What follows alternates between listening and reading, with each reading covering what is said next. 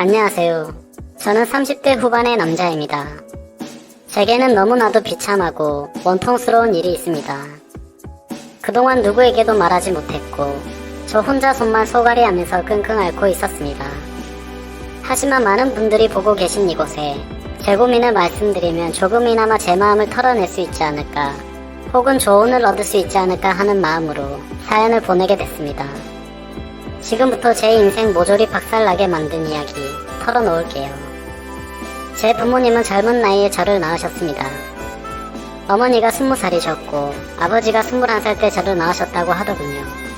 원래는 그때 당시 밤낮으로 바쁘게 장사를 하고 있던 시기여서 저를 의도적으로 낳으려고 했던 건 아니었다고 합니다. 그렇게 계획도 없이 갑작스럽게 저를 임신하셨고 저를 낳게 되었습니다. 저는 바쁜 부모님을 대신해 어릴 때부터 성인이 될 때까지 할머니 손에서 자랐습니다. 그래서 저는 부모님보다는 사실 할머니를 부모님처럼 모시면서 커왔었고, 제게는 누구보다도 부모님 두 분이 애틋했습니다. 그나마 어머니는 최대한 시간을 내서 저와 놀아주셨지만 아버지와는 일반적인 가정에 비하면 조금은 더 어색한 사이였죠. 게다가 부모님과 제 나이 차가 많이 나지 않다 보니 학창시절에 어딜 가서 제 나이 듣고 부모님의 나이를 들으면 다들 놀라워하시곤 했습니다. 그때는 몰랐습니다. 젊은 부모님을 가지고 있다는 게 이런 비극의 시초가 될 줄은 꿈에도 생각하지 못했습니다. 아무쪼록 저는 고등학교를 졸업하자마자 우연치 않게 아는 분의 소개로 뱃일을 시작하게 되었습니다. 제 직업의 특성상 한 번 배를 타고 바다를 나가면 짧게는 3개월 정도 걸렸고 길게는 반년 이상 바다에 나가고는 했습니다. 그리고 육지로 들어와봤자 보통 짧게는 2주 안팎으로 머물렀고 길게 있어봤자 2달 정도만 쉬다가 다시 바다로 나갔습니다.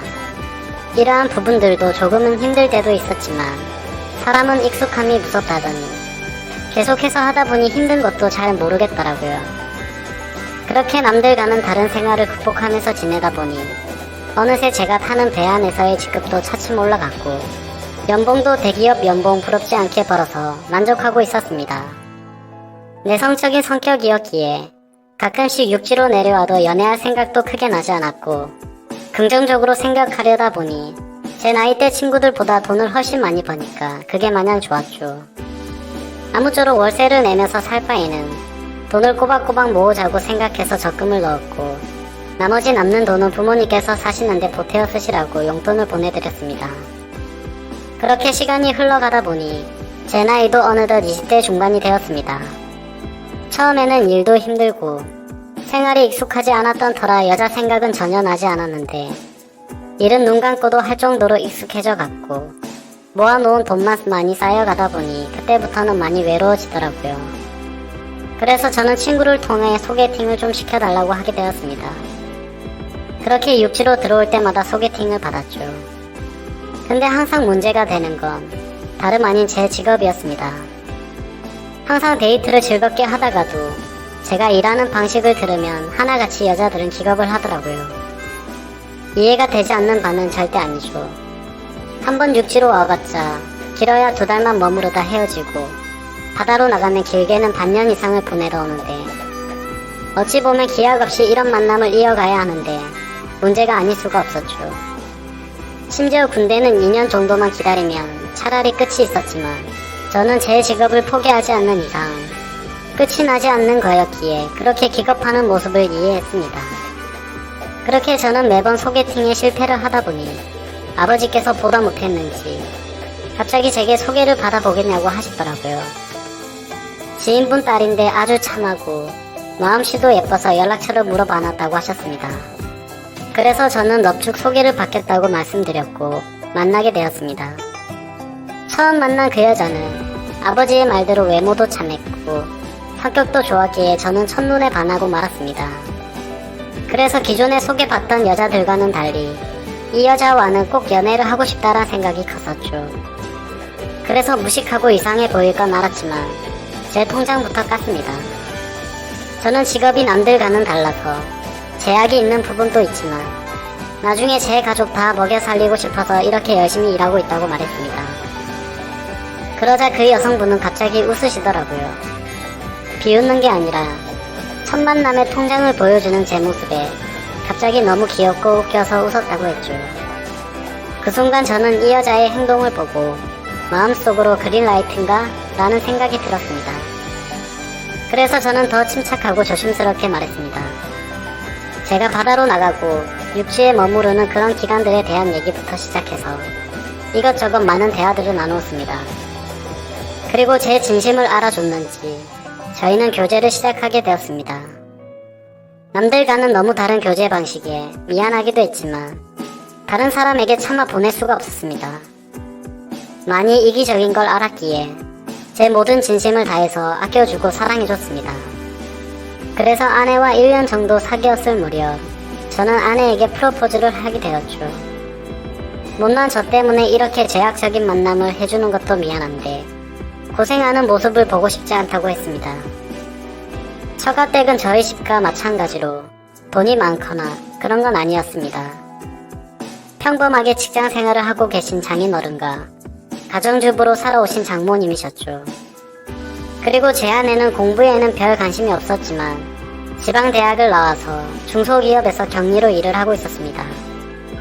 근데 회사에서 집까지 왕복 2시간이 넘게 걸리는 거리라 늘 마음이 쓰였습니다. 그래서 저는 그런 아내를 더 편하게 해주고 싶은 마음과 평생을 함께하고 싶은 마음에 결혼을 하자고 하게 되었던 거죠. 하지만 예상대로 아내는 쉽사리 수락을 하지 않았습니다. 제가 싫지 않고 만나서 함께 있으면 너무 행복하고 좋은데 바다로 한번 나가면 너무 오랫동안 못 보는 게 어느 정도 걸린다고 하더라고요.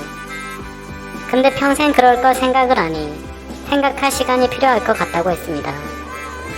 그래서 저는 지금처럼 연애를 하면 내가 육지로 나와서도 우리는 약속 시간을 정해서 만나고 또다시 집으로 헤어지고 하는 거 시간이 아깝지 않냐고 했습니다.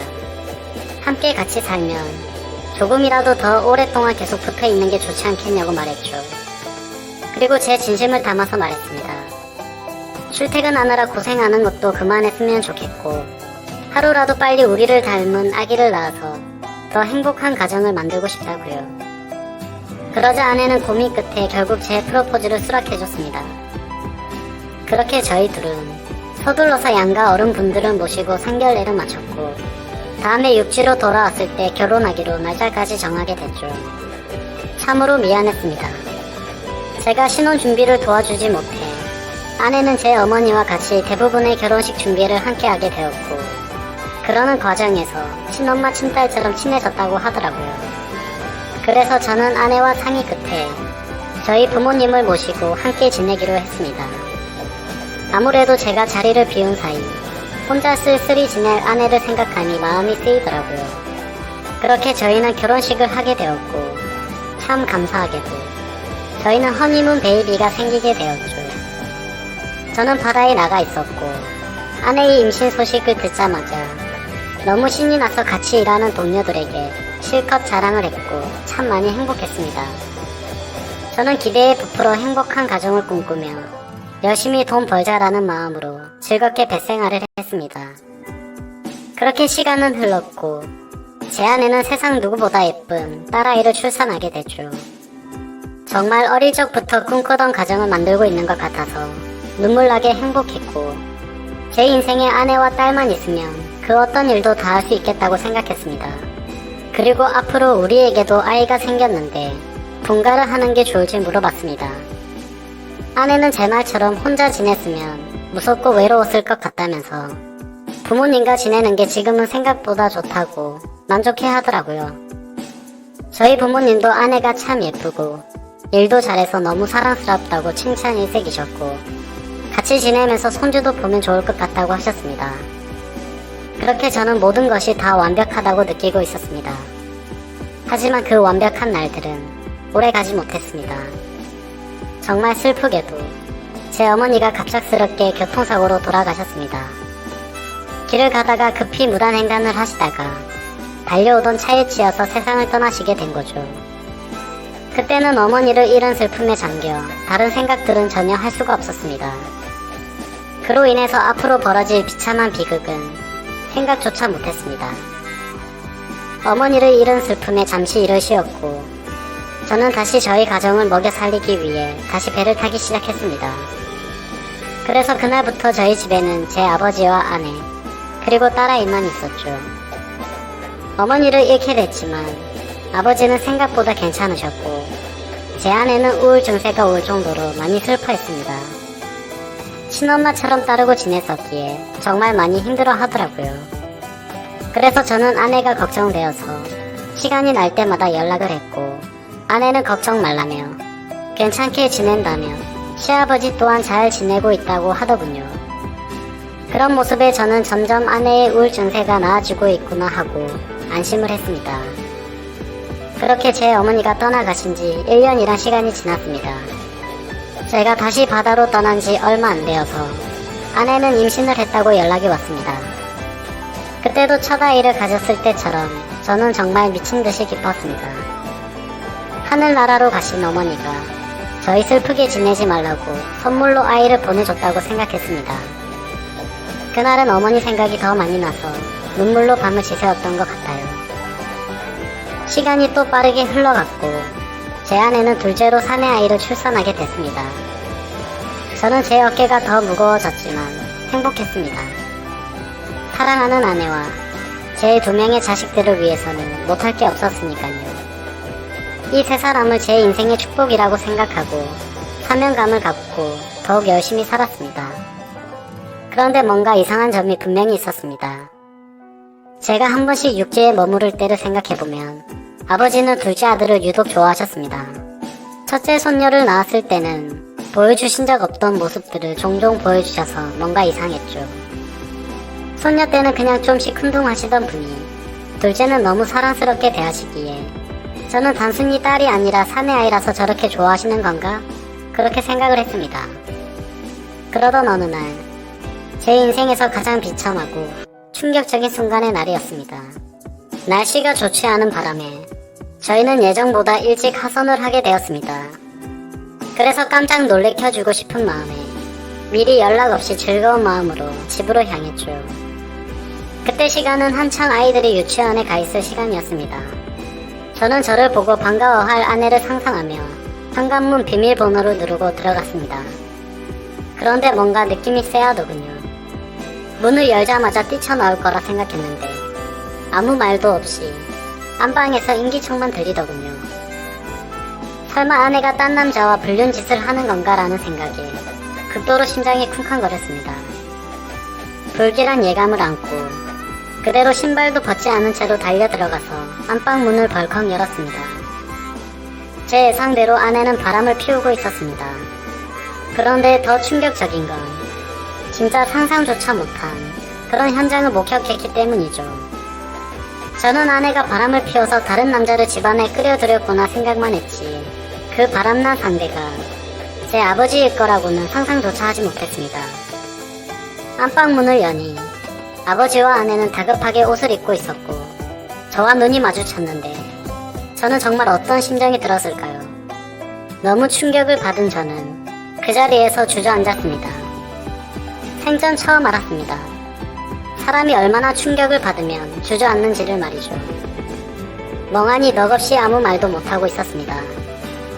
옷을 다 입고는 아버지는 아무 말도 안하고 도망치듯이 집 밖으로 나가버리더군요.